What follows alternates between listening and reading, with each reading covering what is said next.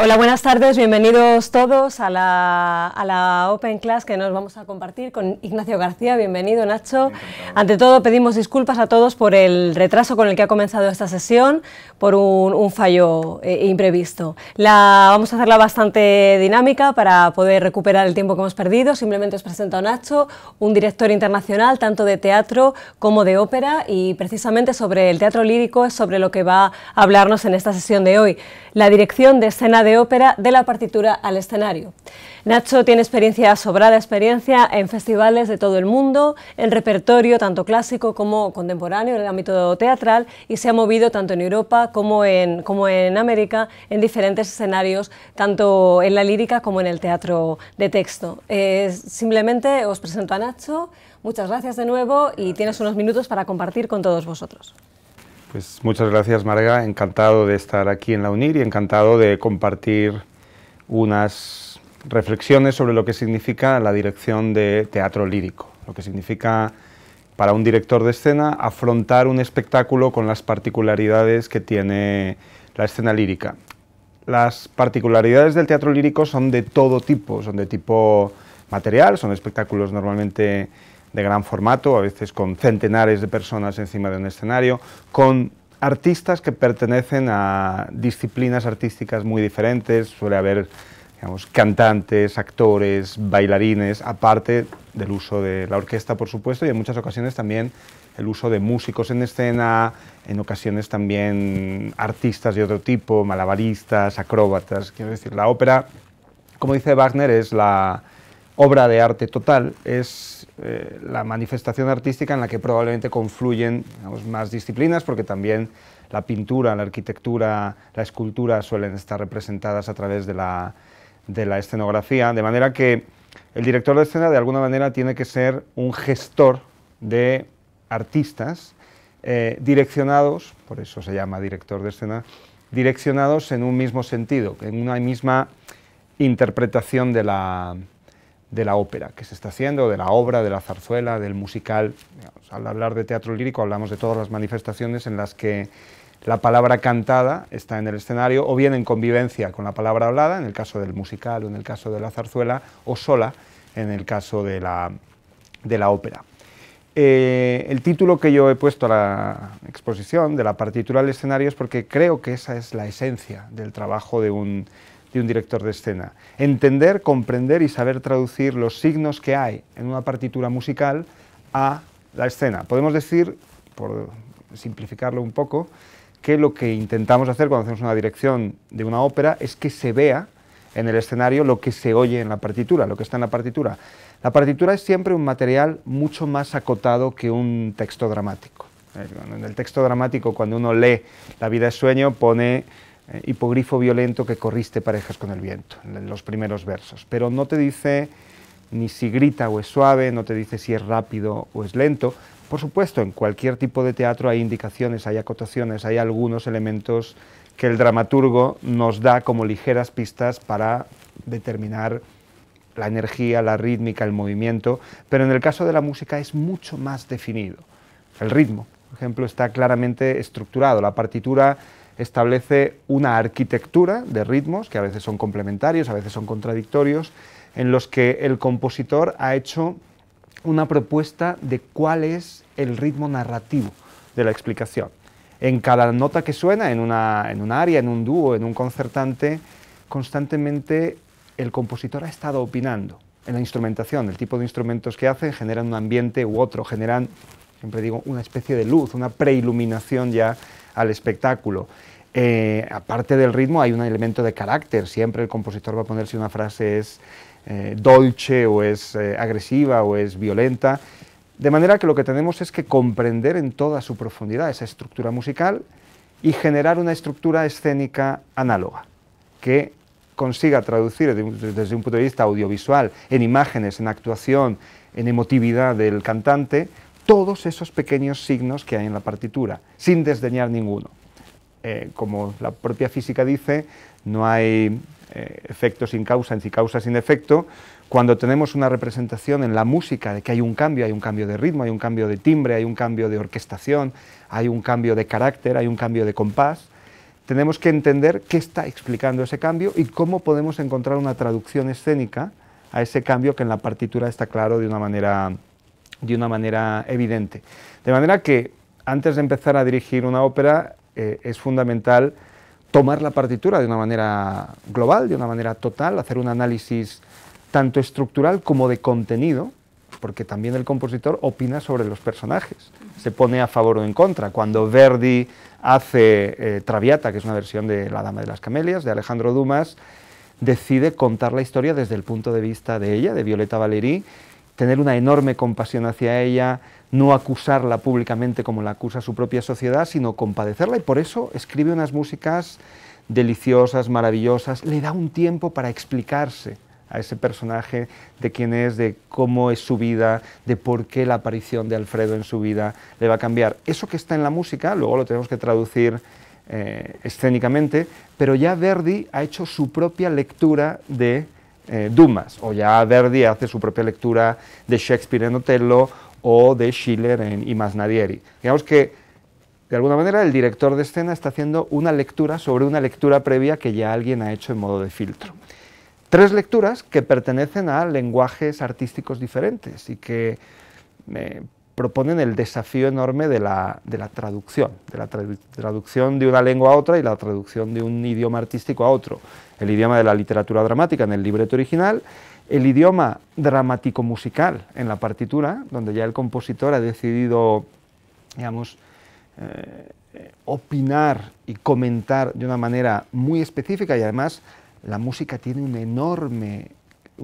enorme capacidad de sugestión para el público. La música ya genera un estado anímico, genera un ambiente, genera un entorno geográfico. Cuando Mozart pone un fandango al final del segundo acto de Nozze di Figaro, el espectador europeo inmediatamente detecta que está en España. A partir de ese ritmo musical muy claro y muy concreto, está determinando geográficamente. O cuando Verdi pone un sonido de tormenta en el inicio del acto final de Rigoletto, el espectador ya está entendiendo que estamos en un contexto de una tormenta, de una noche premonitoria, en un sentido negativo. De manera que el director de escena llega a hacer una tercera lectura, como dicen los italianos, traduttore traditore, ¿no? Quien traduce, traiciona. Traducir de una lengua a otra supone interpretar, supone opinar y supone el riesgo a confundirse.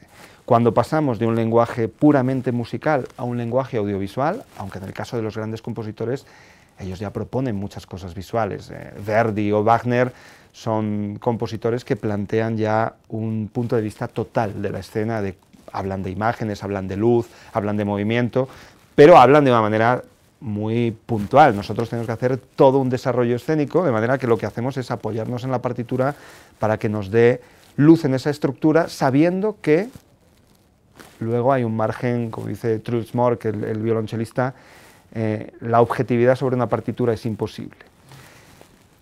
¿Qué hacemos a fin de cuentas? Dominar el material estructural musical, la opinión del compositor, la opinión sobre las situaciones, sobre la evolución, sobre los leitmotivs, los elementos que aparecen varias veces. Si hay un tema sonoro que aparece 4 veces a lo largo de la ópera, mi pregunta como director es, ¿cómo se va a ver 4 veces ese tema musical? ¿Cómo voy a hacer que el espectador que ve que esos 4 momentos están interconectados igual que lo están desde el punto de vista sonoro? ¿Qué signo de vestuario, de luz, escenográfico, de una acción que hace un actor, de una mirada, de una respiración? Pero yo tengo que encontrar un elemento escénico que sea análogo de la estructura que encuentro en la música.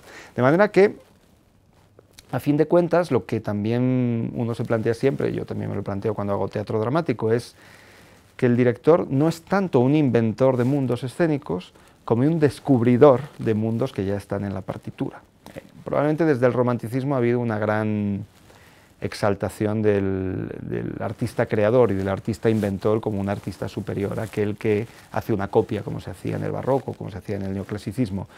Pero yo creo que un director de escena no es un creador, sino que es un recreador, de manera que no está inventando un mundo de la nada, está inventando un mundo que ya está en la partitura y que lo que tiene que hacer es descubrir la inmensa cantidad de matices sobre todo, sobre la interpretación, más que nada, sobre el punto de vista del personaje, pero también sobre el espacio. Cuando Purcell escribe Dido y Eneas, y en el segundo acto quiere crear la caverna de las brujas, genera un efecto de eco. Entonces las brujas cantan In our devoted cell,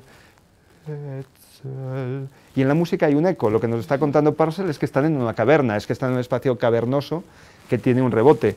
Yo inmediatamente me tengo que plantear cómo es mi caverna, cómo voy a hacer yo que el espectador entienda, no solo desde el punto de vista sonoro, como ya lo está haciendo Purcell, sino desde el punto de vista visual, audiovisual, cómo es esa caverna. Es una gruta misteriosa, es una gruta mágica, es un lugar sombrío, es un lugar húmedo y poco confortable. ¿Cómo quiero yo transmitir la sensación que el compositor me da a través del material musical desde el punto de vista de una obra de arte total?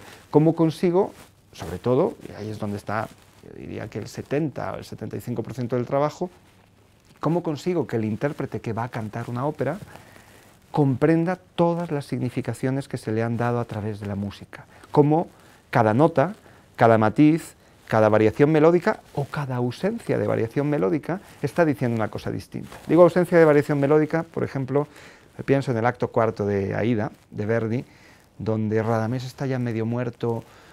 Él ha sido el gran conquistador egipcio que ha hecho que el imperio se extienda y por amor a una extranjera, a una etíope, ha sido condenado a morir dentro de una pirámide que él ha ayudado a edificar. La metáfora es muy clara y la metáfora está planteada también en lo musical, pero está tan cansado, tan agotado, tan vacío, porque no ha hecho las cosas bien, porque no ha defendido ni su patria ni su amor y al final se ha quedado sin lo uno y sin lo otro, que no tiene ni fuerzas para hacer la melodía. Y Verdi escribe una línea muy monótona, siempre sobre una misma nota en la que no tiene ningún valor lo melódico. Dice, la fatal pietra su di me si schiuse, o sea, la piedra fatal que cierra la pirámide se ha cerrado sobre mí. Ecco la tomba mía, aquí está mi tumba. Del di la duce più non vedrò, es casi una monodía eclesiástica, no veré nunca más la luz del día. Y por fin en la cuarta frase dice, non rivedrò più Aida. Por fin, el único momento en el que tiene fuerza para cantar una nota diferente, para intentar hacer una melodía, para intentar hacer poesía, al fin y al cabo, es cuando habla de Aida. Aida es lo único que le hace querer seguir viviendo. Si el cantante entiende el valor de ese semitono, que es una variación melódica ínfima, pero si entiende el valor semántico, el valor interpretativo que tiene, la monodía no va a ser monótona, sino que va a ser una información explícita para el público del agotamiento y el vacío existencial de ese personaje. Pero esa información alguien se la tiene que transmitir al actor, al cantante. El director, de alguna manera, es un transmisor de información, es un intérprete, es un pitoniso que conoce en profundidad el material musical y que se lo traduce al equipo de manera que el equipo sea capaz de gestionarlo, de aportar su talento como cantante, como actor, como bailarín, como músico, como escenógrafo, como iluminador, a una estructura que nos ha dado el compositor y que está llena de significación. Porque, al final de cuentas, cuando hacemos ópera lírica, la música es verdad, igual que cuando leemos un libro, lo que dice el narrador es verdad. Es decir, cuando uno lee, hay un pacto tácito que tiene que haber a priori. Cuando uno lee el Quijote, y uno lee la primera página, dice, en un lugar de la Mancha de cuyo nombre no quiero acordarme. Y uno, bueno, estamos en la Mancha. Si uno cerrara el libro y se pusiera a sospechar de Cervantes y dijera, ¿y si no están en la Mancha? Pues bueno, ya tienes que dejar de leer el libro. Con la música en una ópera lírica pasa algo parecido.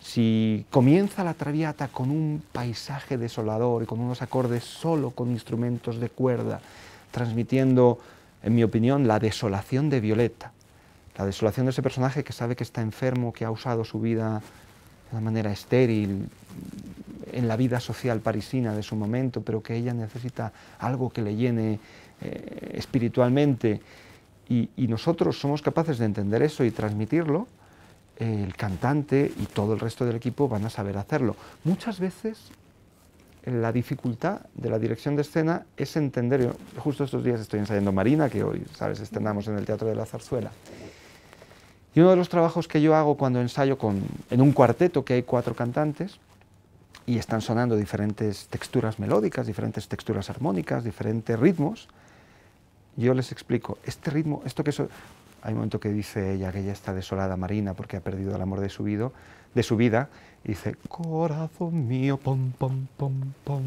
Entonces yo les digo, ese pom, pom, pom, pom es el corazón de Marina. De manera que necesito que los otros 3 actores focalicen, den foco hacia Marina, y que Marina transmita que está a punto de darle un infarto de sufrimiento, del dolor de corazón que tiene por lo que ha sucedido. En ese caso, lo que cuenta la música es muy claro, es un sentimiento de angustia.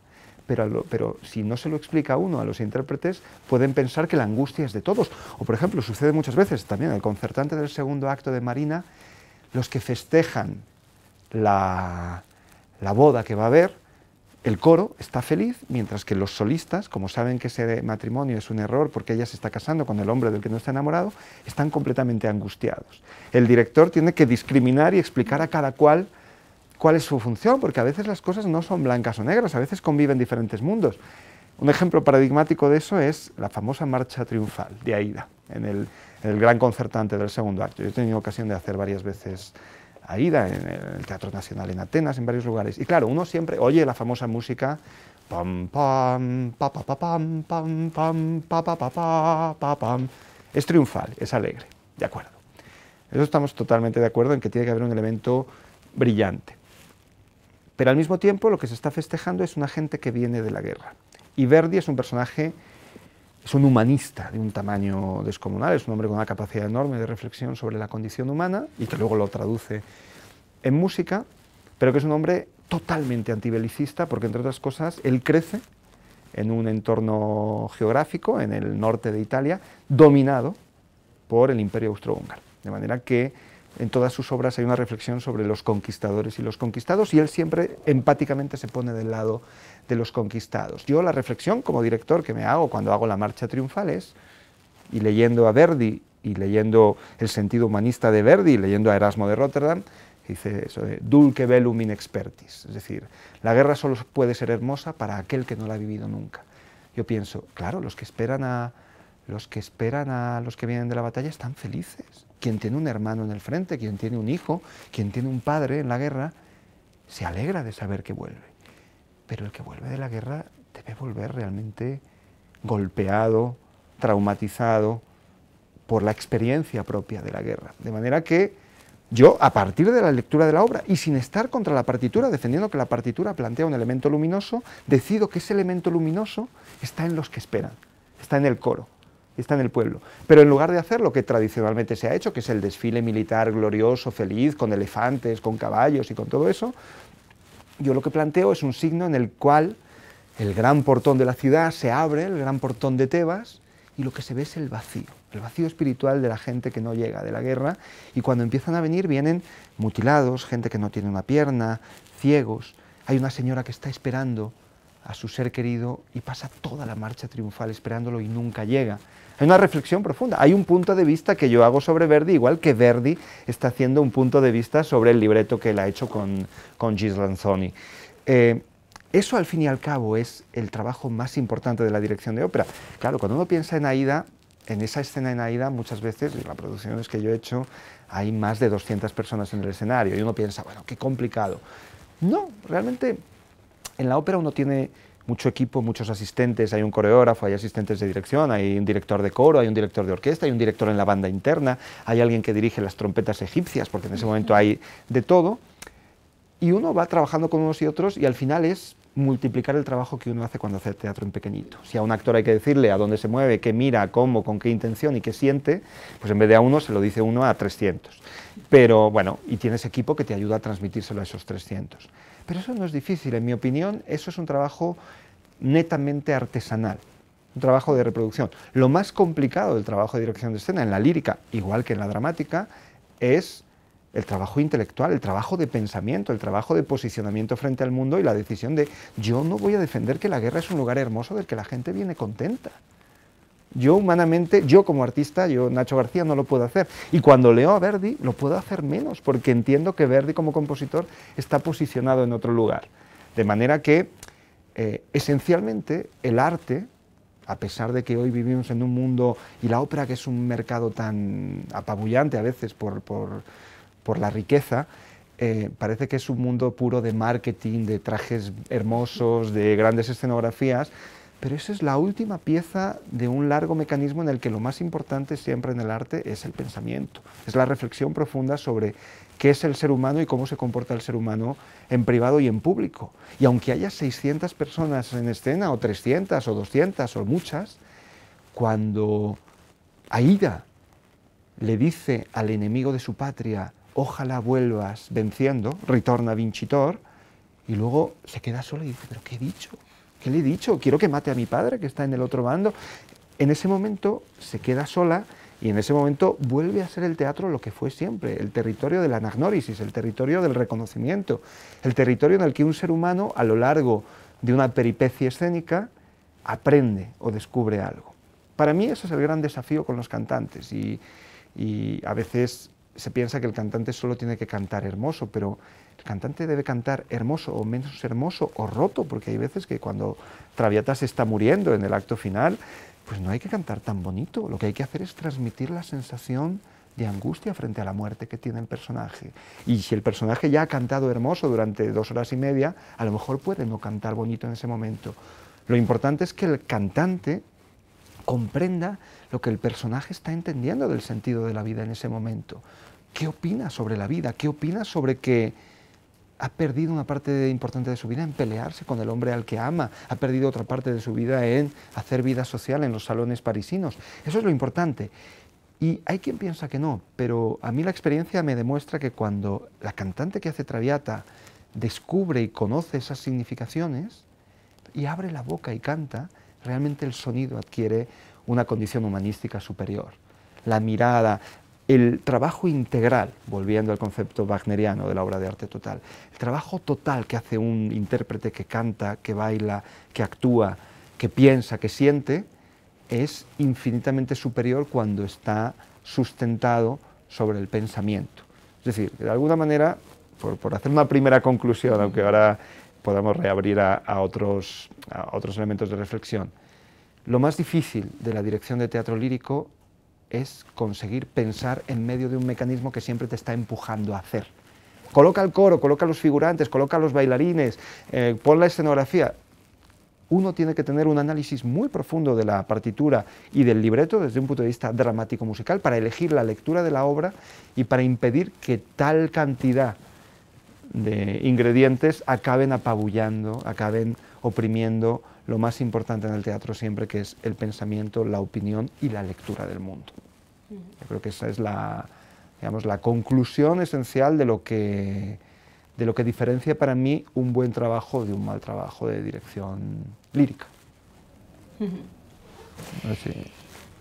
Nacho, tú trabajas alrededor de todo el mundo, manejas varios espectáculos a la vez, eres capaz de dirigir, estrenar hoy, estrenar mañana y moverte con bastante rapidez, y nos gustaría preguntarte desde aquí cuánto tiempo necesitas para organizar ese pensamiento que sea el pilar base sobre el que se asiente la escenificación del teatro lírico.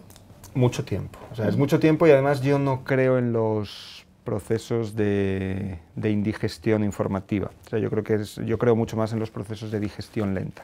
Cuando yo dirijo una producción lírica, normalmente yo dedico entre 1 año y medio o 2 años al estudio de la obra, al estudio de la partitura. Yo, por ejemplo, no elijo nunca el equipo hasta no haber hecho un análisis profundo de qué tipo de producción quiero hacer. Yo no puedo elegir un escenógrafo sin saber qué escenografía quiero hacer. Yo no puedo elegir a un iluminador. Digo, a veces intuitivamente, o cuando te ofrecen una ópera que ya conoces, en ese sentido la ópera también es más fácil que el teatro, porque a veces repites un título que ya has hecho, o a veces haces un título que has visto muchas puestas en escena distintas y que lo tienes muy claro en el oído y que sabes lo que quieres hacer. Pero en cualquier caso, yo intento hacer un proyecto escénico, 1 año y medio antes de la dirección y del estreno de la producción, guardarlo en un cajón y progresivamente, cada 2 o 3 meses, sacarlo del cajón, releerlo con un sentido dialéctico. Releerlo para discutir con ese proyecto y ver cómo es mejorable. Y una vez que el proyecto creo que es sólido, lo pongo en común con el equipo. Es decir, yo intento, por ejemplo, que antes de la primera reunión con un escenógrafo, con un figurinista, con un iluminador, ellos han podido leer la tesis ideológica del espectáculo. para que no me propongan, o sea, si mi propuesta es antibelicista, pues que no me hagan una AIDA que está ambientada en una playa tropical, porque pues no, esa no es mi AIDA. A lo mejor puede haber muchas armas, o a lo mejor hay ausencia de armas, o a lo mejor lo que hay son restos de la batalla, o a lo mejor lo que hay son víctimas. Pero yo acoto, defino el territorio narrativo en el que vamos a contar la historia, y a partir de eso empezamos a construir con el resto, sabiendo que luego el periodo de ensayos en la ópera es muy breve porque es muy caro. Tanta gente junta entre las agendas de los solistas, que son intérpretes muy caros, más las masas, el coro, el ballet. Normalmente una ópera se ensaya no más de 4 semanas, en algunos casos excepcionales 5 semanas, pero también en otros casos hay óperas que se ensayan 2 semanas, 2 semanas y media. De manera que ese es el gran reto, porque uno no tiene capacidad de error. La ópera es un sistema de producción artística caro y que te permite muchas cosas. Si tú pides elefantes, te dan elefantes. Si tú pides una pirámide de 15 metros, yo lo he hecho, me han dado una pirámide de 15 metros, pero lo que no puedes es decir, esperen media hora que voy a decidir por dónde entra el coro, porque ahí, en un ensayo con orquesta, hay 400 personas trabajando y el tiempo corre y cuesta dinero. Entonces, no, si tú haces eso, a la media hora el que han despedido es al director de escena, porque no se puede permitir, el mecanismo de producción no se puede permitir perder tiempo, de manera que es muy importante el estudio previo, la digestión lenta. Yo intento siempre que puedo, con los intérpretes, con los cantantes, y en el caso del teatro dramático lo hago también con los actores, un tiempo antes de empezar los ensayos, poder leer la obra musicalmente y hacer todo este análisis de la partitura. Decir, oye, esta pausa para mí significa el dolor del personaje de que no se atreve, como decirlo, o ese agudo significa un grito desesperado para llamar la atención de alguien, o esa frase melódica hermosa es una manera de seducir al otro personaje. De manera que lo que intento es establecer una conexión psicofísica en la que cuando el cantante canta de una manera, lo hace porque piensa de una manera y porque está pensando, si hablábamos en sentido stanislavskiano ya, está pensando o en identidad, o en objetivo, o en circunstancias. Yo le digo siempre al cantante, cuando abres la boca y cantas una nota, tienes que explicarme siempre quién eres, cómo estás y qué quieres. Si tú cantas una nota bonita sin darme ninguna de esas 3 informaciones, estás haciendo mal tu trabajo, por muy hermosa que sea la interpretación como cantante. Cuando tú haces, eso puede servir en un lead o en un concierto o en otro tipo de géneros musicales, pero cuando tú haces música escénica, el intérprete está obligado a contar esas tres partes, la identidad, el objetivo y las circunstancias, pero no las suyas. Eso se pacta haciendo unas lecturas musicales en las que se pone sobre la mesa cuál es la lectura de la obra y como tal qué simboliza cada personaje y cómo se va a transmitir eso en cada compás y en cada nota. Tenemos una pregunta que nos llega desde el chat que nos habéis enviado. Eliel nos pregunta, en el caso de óperas, zarzuelas u otras obras que vayan acompañadas de orquesta, ¿hay un acuerdo entre el director de escena y el director de la orquesta o cada uno va por su lado? ¿Hay un diálogo entre ellos? Lo ideal es que haya un diálogo entre ellos y yo diría que, en mi opinión, en el 90% de los casos lo hay. Yo ahí tengo una ventaja con respecto a otros colegas, que yo soy músico de formación también, yo soy clarinetista y de alguna manera manejo el lenguaje musical y es más fácil la comprensión. Pero yo creo que es fundamental, porque cuando no lo hay, y a veces no lo hay por incapacidad o por arrogancia de uno de los dos o por cualquier otro motivo, se nota que se están haciendo 2 obras distintas, porque al fin y al cabo estamos contando lo mismo desde el foso de orquesta y desde la escena, y además el cantante sobre todo tiene 2 estímulos. El director de escena le está diciendo sé muy dulce con ella y el director de orquesta le está diciendo canta más rápido. Entonces a veces es incompatible. Ahora por ejemplo con Ramón Tebar, que es un magnífico maestro con el que he hecho Marina, ha habido una comprensión absoluta y siempre que él daba una anotación yo le decía al intérprete, lo que te ha dicho que hagas musicalmente es lo que tienes que hacer escénicamente. Y al revés, cuando yo le daba una indicación al intérprete, el maestro le decía, lo que te está pidiendo Nacho que hagas escénicamente, hazlo también musicalmente. Entonces, cuando eso sucede, es una maravilla y yo creo que en el mayor de los casos sucede porque los directores de orquesta entienden también que cuando hacen ópera, están haciendo un espectáculo total. El que solo quiere preocuparse del sonido hace música sinfónica. Hay mucho mercado de música sinfónica. Cuando deciden hacer música escénica es porque tienen una sensibilidad hacia el mundo escénico y también desde la escena estamos obligados a tener una sensibilidad y hacer un pacto narrativo. Es decir, que la razón no la tenga ni el director musical ni el director de escena, sino que la razón la tenga Verdi. Analizamos la escena de Verdi y pensamos, ¿qué quiere contar Verdi? Que la guerra es terrible. ¿Cómo lo cuentas tú desde la orquesta? con la sonoridad de la orquesta y cómo lo cuento yo desde la escena. Cuando hacemos eso y cuando ese trabajo de comprensión está, y cuando no hay ego y vanidad y hay un respeto hacia la partitura y hacia lo que el compositor ha hecho, normalmente el resultado artístico es formidable. Qué bien. No sé, tenemos tiempo, sí, para una pregunta más. No sé si nos llega algo, mientras nos llegan las preguntas de los asistentes a la clase. Yo te pregunto, viendo tu agenda y tu currículum, como has trabajado en muchos países, has trabajado tanto en Europa como en América, ¿en dónde has trabajado, con qué tipo de escenario, con qué tipo de cantantes has estado más a gusto dentro de tu producción lírica? Es difícil elegir un país, me imagino. Es muy difícil elegir un país y yo creo que además hay una actitud en la vida importante que es no lamentarse de lo que no tiene en cada país, sino intentar aprovechar las virtudes. Yo personalmente el repertorio que más he hecho lírico en el mundo es repertorio español, porque yo soy español y además lo siento muy cercano emotivamente, y repertorio italiano, porque yo me acabé de formar en La Scala, en Milán, en Italia, y viví varios años en Italia y conozco también muy bien tanto la lengua como el repertorio desde un punto de vista emocional. Entonces, para ese repertorio sí que siento que los cantantes latinos o de un conocimiento del mundo latino son para mí los más interesantes, pues son... Hay una cosa que dicen los italianos que es cantar sulle parole, o sea, sobre las palabras, no sobre el sonido. Que la predominancia no esté en la sonoridad bonita, sino en el valor semántico de las palabras. A mí me encantan. Por ejemplo, estos días que estaba en Madrid, le vi a Vladimir Stoyanov, que es un espléndido barítono búlgaro, que tiene un conocimiento del italiano y él habla de una manera el italiano que se entiende perfectamente. O pienso en Dimitri Platanias, que es otro barítono griego espléndido, un barítono verdiano espléndido. Pero en general a mí me gusta el mundo latino.